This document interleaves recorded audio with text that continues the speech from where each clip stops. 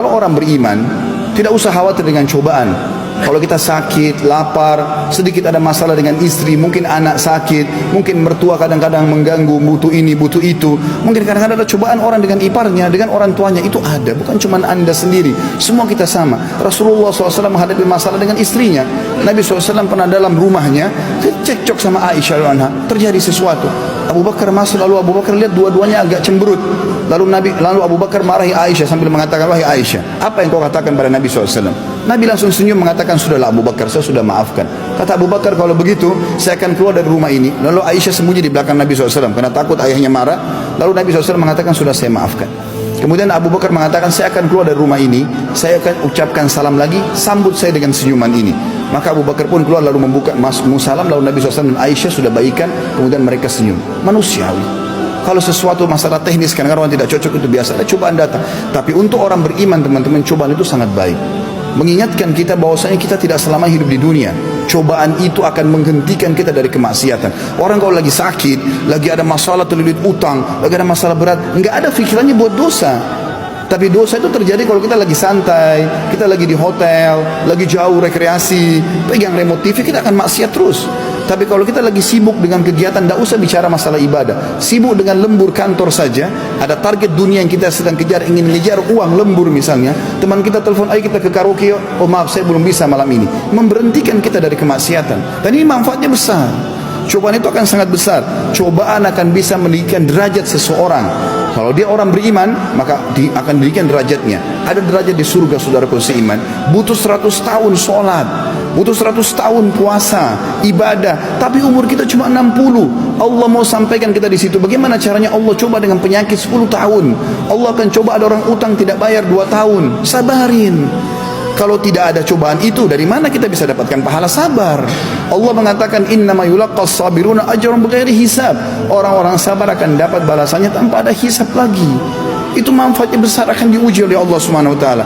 Bahkan seorang sahabat dalam hadis Bukhari pernah datang kepada Nabi SAW. Beliau lagi demam. Saking demamnya, panasnya, sampai sahabat ini pegang di atas selimut dan demam Nabi keluar. Sampai dia mengatakan, ya Rasulullah, sesungguhnya anda ditimpa cobaan, ya tidak seperti biasanya, tidak ada manusia biasa begini, panas sekali. Kata Nabi SAW, benar, saya diuji oleh Allah Subhanahu wa taala 2 kali lipat apa yang diujikan kalian. Ya, kemudian artinya kalau kita demam 40 sudah sangat panas, Nabi SAW bisa 80 derajat.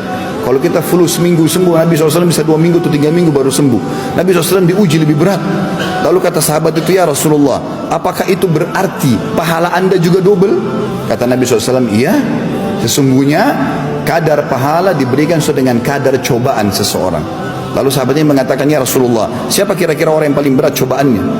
Kata Nabi SAW, oh, para nabi-nabi. Lalu datang setelahnya orang-orang yang tingkat imannya mendekati para nabi-nabi. Terus begitu, makin ringan imannya maka makin rendah juga cobaannya.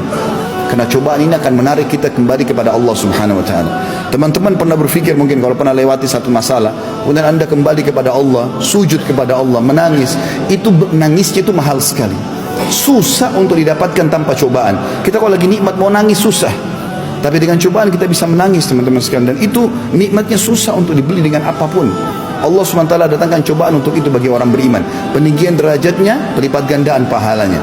Kalau dia orang fasik, maka jadi pembersihan dosanya. Ini rahmat Allah yang sangat luas. Sudah buat dosa, ternyata apapun yang menimpa orang fasik, pelaku maksiat, itu bisa pembersihan dosa. Dalam sebuah hadis riwayat Imam Ahmad, kata Nabi SAW, terdapat dosa-dosa yang tidak cukup dibersihkan dengan istighfar, tapi Allah akan menguji hamba tersebut dengan penyakit yang akan membuatnya bersih dari dosa-dosanya. Juga dalam hadis yang lain, kata Nabi SAW, riwayat Bukhari Muslim, tidak ada yang menimpa seorang muslim dari capek, sumpah, sedih, gangguan orang lain, sakit, bahkan duri yang menusuk tubuhnya kecuali jadi pembersihan terhadap dosa-dosanya.